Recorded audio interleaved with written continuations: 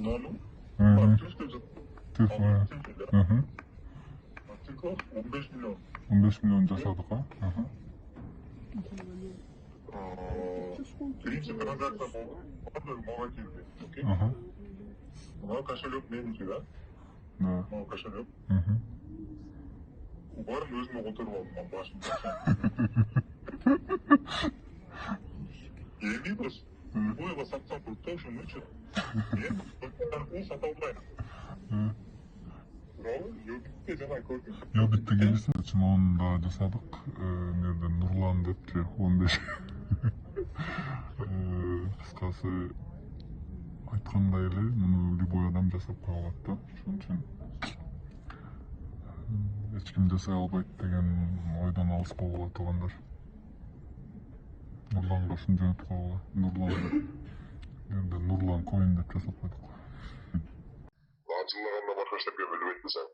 Биз деле мен биякта менен бирок ошо Нурлан да бирок брокер деле чыгып анан что-то карап көрсөк, жаман иптеп нерселер сүйлөйт десең баягычы. Ошпоз аркылуу мисалы алып туруп адамдарга айтыпчы, мисалы сен аласың, 6 ай кармашың керек, анан көбүрөөк алсаң арзан берем, аз алсаң кымбат берем депчи. Анан негизи биткоин, негизи криптавалюта бул жаңы нерсе да, жаңы заманда. Олар ескиче ошпозордукка салып туруп эле ушинтип сатат десең. Негизи азыр дүйнөдө бир 500гө чукул криптокуренси бар да, криптовалюта бар. Алардан көптөгөн токендер жасалат. Миллиондон ашык, даже аябай көп да сансыз токендер чыгып кеткен.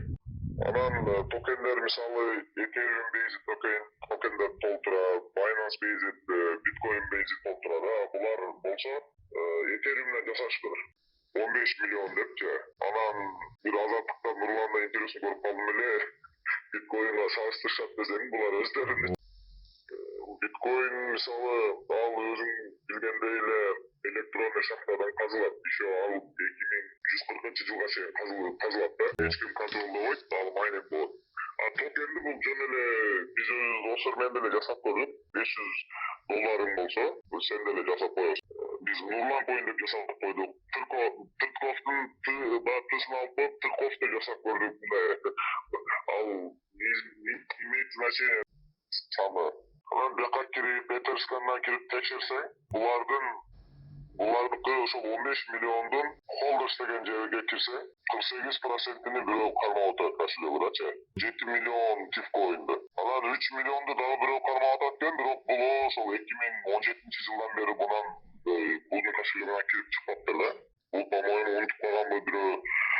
Анан ушул 7 миллион кошелегине кирип текшерсең, 3 күн мурун бирөөгө саткан. Кирген чыккан, короче, бирөөгө. Бул баягы билесиң да, открытый го, негизи криптокуренси. Адамды билбесең да, бирок трансферди көрсөң болот. Анан булар, короче, ушинтип, мына 7 миллиону бар адам, 50% бар адам эле кыргыздарды алдап туруп сатат да, типа ошпода кылып $3 сатам, эртең $4 сатам. Карапайым адамдар түшүнбөйт да. Анан билбейм эми кантип айтсам түшүнөт.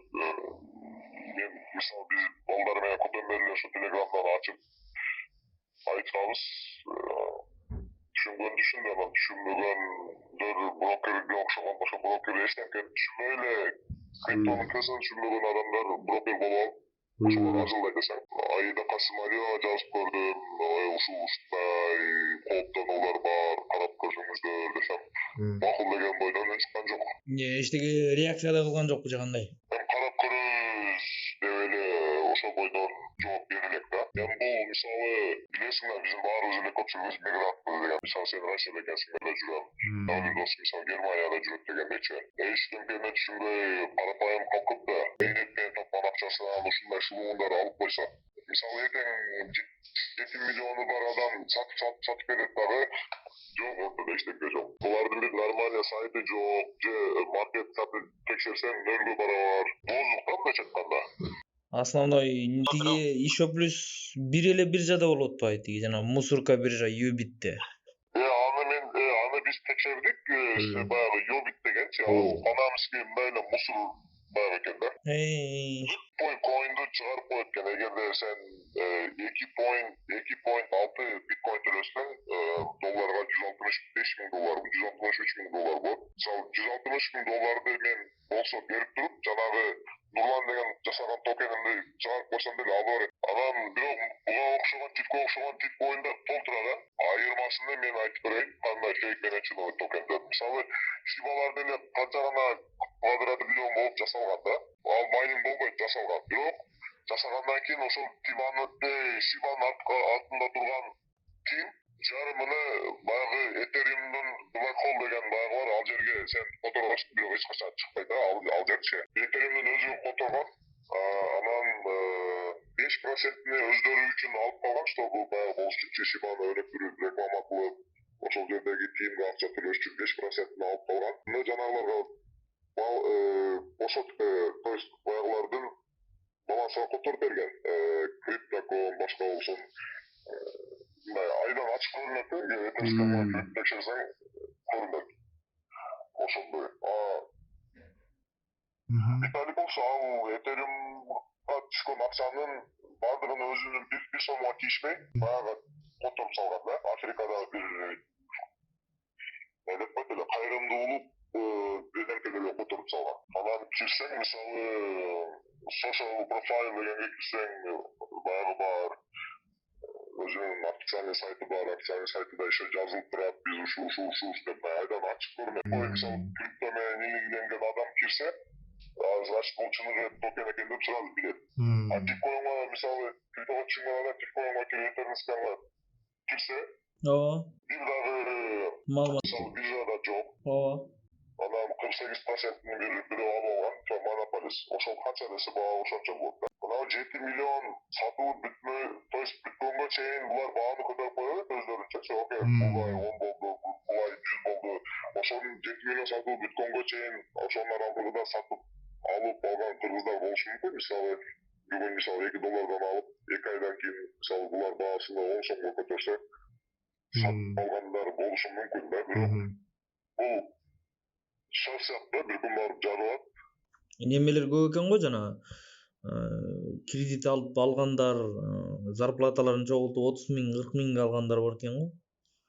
Коинде. Бул өтө кандай десем. Эмнеге ишенип атат десе. Жана бир 2 аферист молдо бар экен го, Супер ТВга эметкен. Бул халал деп чыккандарчы. Ошолордун айтканына ишенип алышат экен да, типа, бул халал турбайбы, молдолор айтып атпайбы депчи. Супер Долларың деле баягы эмес да, кандай десем. Сабатсыз да түшүнбөгөндүктөн болуп атпайбы.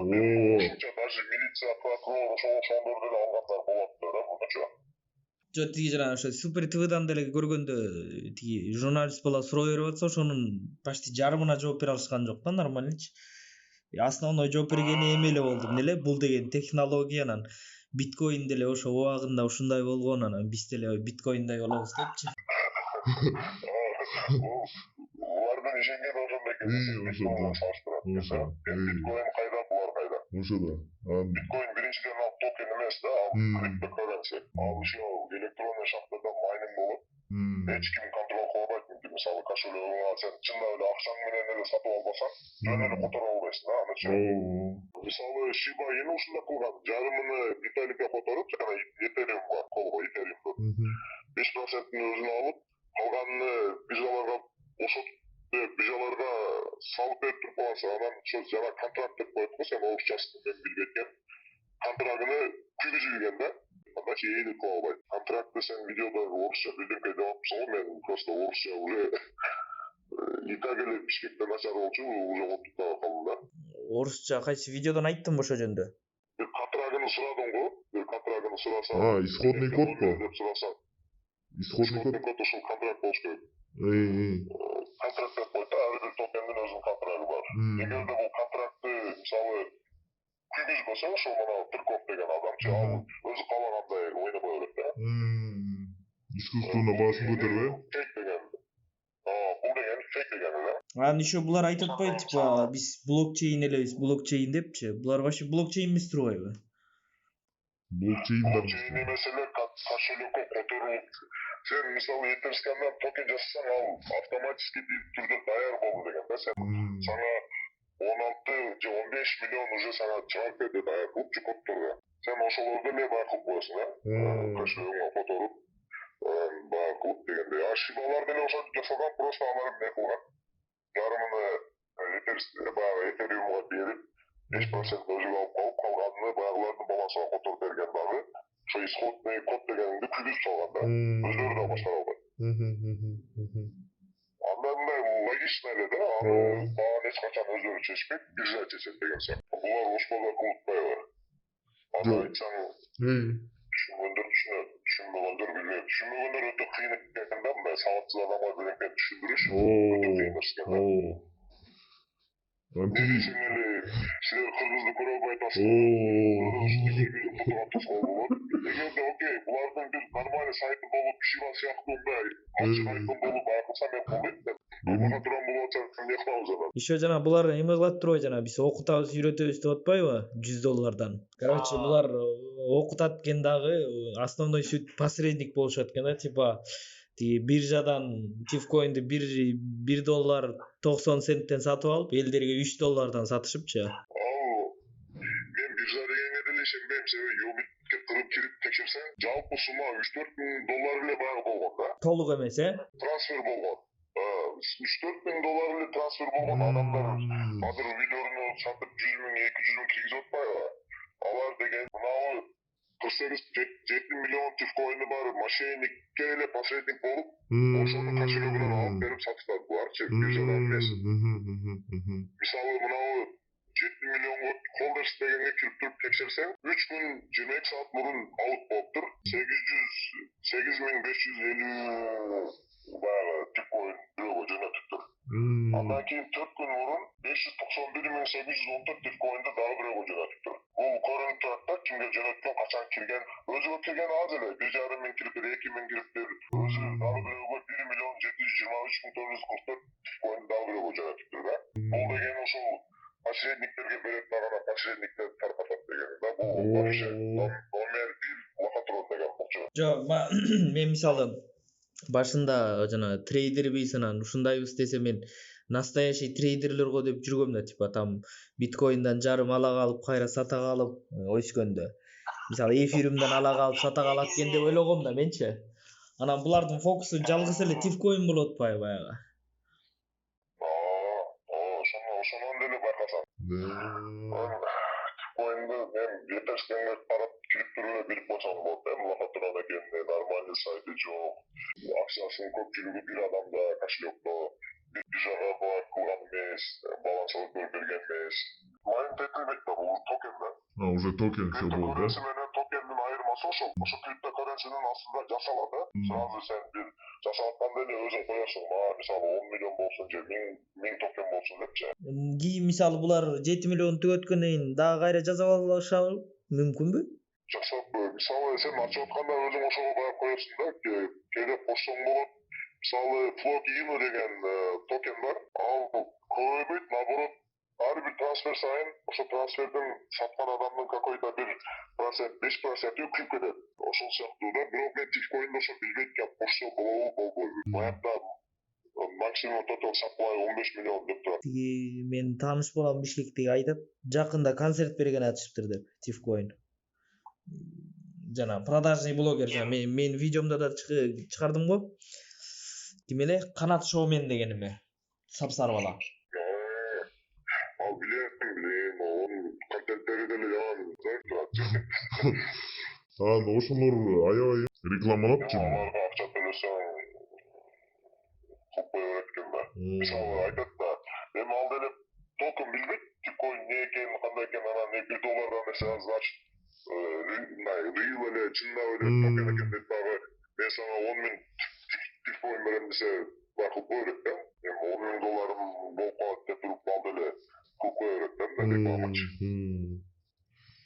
Мисалы былтырлары 2 жыл 3 жыл мурун баягыдай мындай да пирамида экени көрүнүп турат. сайкалсады бакасы окшогон байгылар ошону уялбай инстаграмдан байкалып жүрөт да, реклама кылып жүрөт. Мындай биздин ырчылар болсун, баглар болсун, политиктер болсун, мындай моралдык баягы билишпейт, жоопкерчиликти. Эртесинде эчтеке болгондой дагы чыгып жүрө берет да. Европа болсун, башкаларда болсун, бир аз эле не то видеосу же билетке чыгып кетсин, эгер президент болсо деле кечирим сурап, моралдык сезип кетип калат да. Бизде андай эмес. Эл сүйлөй берет, кала берет дейт да. Кайра биз айтып атсак, ушинтип видео тартып, байкылыпсың, мындан дагы жакшы дагы түшүндүрүп байкылсаң, кийинки видеолорчу. Мисалы, баягыны кылсаң болот, мына этерсканга кирип туруп, этерсканды билесиң да.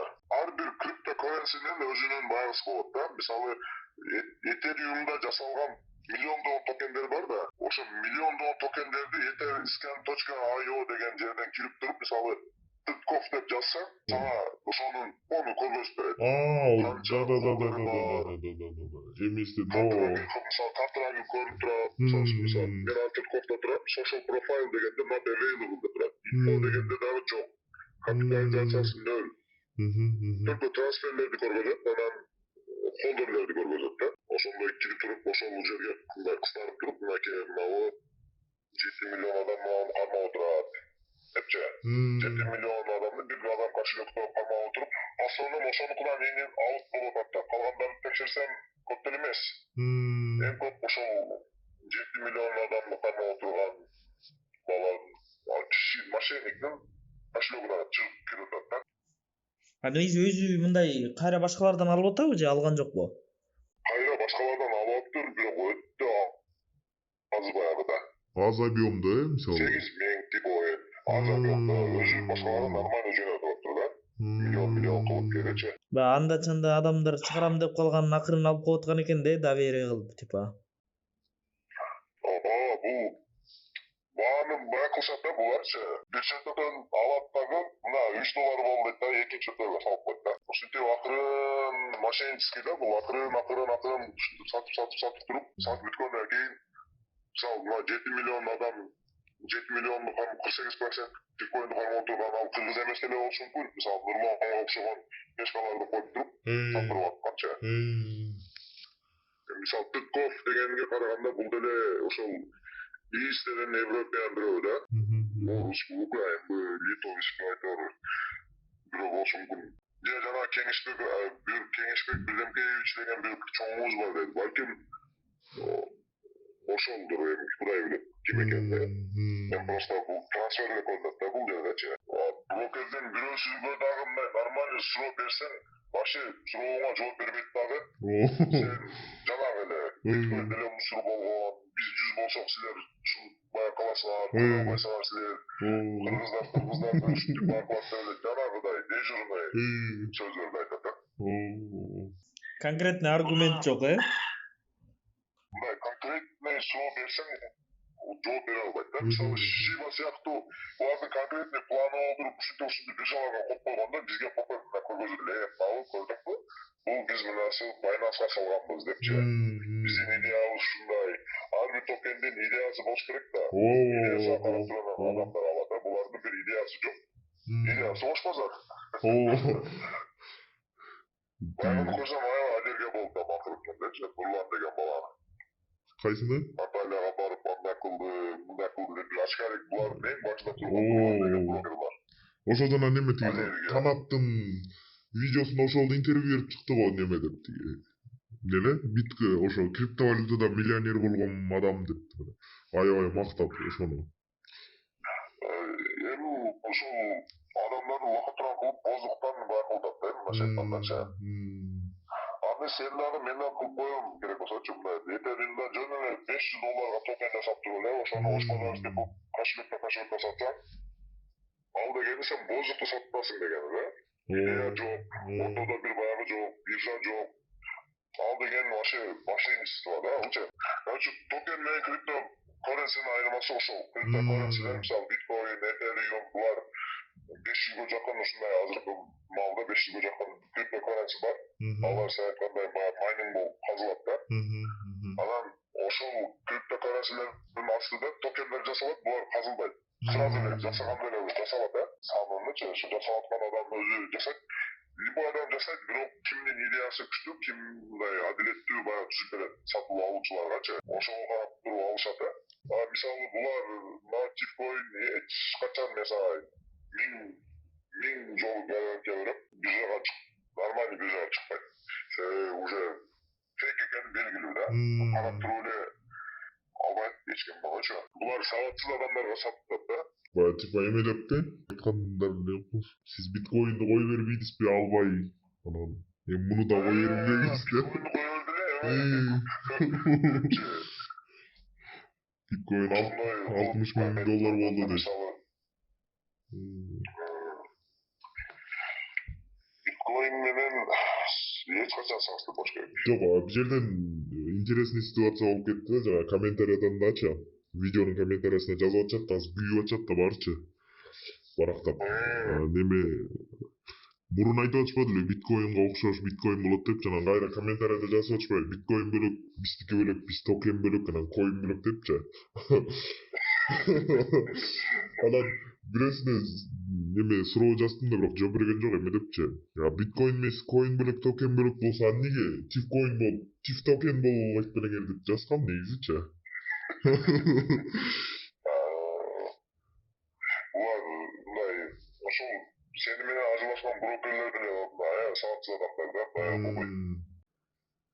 Анда азыр мисалы булар эмеде, эле, то есть булар эптеп элдер тиги мисалы ырчылар жанагы Самара аркылуу, ошолор аркылуу чыгышып эме кылып атышпайбы, реклама кылыпчы. Эми аларга мисалы карапайым эжелер баягы каарыган адамдар ишенбегендер. Алар ишенет, бирок түшүнбөйт да биткоин экенинчи. Ушул жакшы нерсе го деп эле анан болгон жана пенсиясын Россияда иштеп аткан балдарынын акчасын бүт ошол жака тыгып, анан кредит алып тыгып, анан эле кайрылар баягы эле старый корыто болуп атышпайбы? Ошондой. Просто сабатсыз адамдарды колдонуп атат, ошону айтып атам да. Адамдар жөнөкөй адамдар кайрылып. Мен сага азыр эки видео жөнөттүм. Бирөөсүдө ошол Нурлан коин деп жасаганбыз, экинчисиде Тырков деп жасаганбыз, типа любой адам жасап койсо болот деген түшүнчө. Мисалы экинчисиде салыштырганбыз. Дагы бир мындай зажиган деп жөн ачып койдук, мисалы 10 миллион кылып жасап, ушинтип эле жасай берет адамдар. Токендичи. Анан эң акыркы сүрөттө мен сага баягыны көргөздүм. Канча процент ким бармайт, 8% бирөө баягы сатып депчи. WhatsApp'а бөлүшүп койдум. Анан үстүдө Этерскандын өзүнүн official сайтына жөнөтүп койдум. Ошого кирип текшерсең болот. Бирок ошол видеону жакшы тарап эткенсиң, кийинкиде дагы да мындан да кененирээк маалымат берип, анан эгерде ошол блогер досторуң болсо дагы да мындай жайыпчы, чтобы адамдардын алганын бир аз байкалыш керек да. Башаңдатыш керек. Десең карапайым айылда алып кое берет экен да. Кредит алып, башка болот. Россиядан иштеп барып, үйлөрүнө койгондор болот. Аябай нерсе да, нерсе. Элестетиңиз, баягы былтыр балыкчыда бир ушундай бир финансовый пирамида ачылып, балыкчыдан эле 70 миллион чогултуп кетиптир, элестетиңиз. 70 миллион долларбы? Сом. Ал айылдагы адамдар үчүн өтө эле чоң акча да, аябай эле. Ооба. Балыкчы өзү кичирээк болгону менен ошо элдерде ошончо акча бар экен да, ошонун баарын чогултуп кетиптир. Карапайым эл тапкан тутканын берип, бечаралар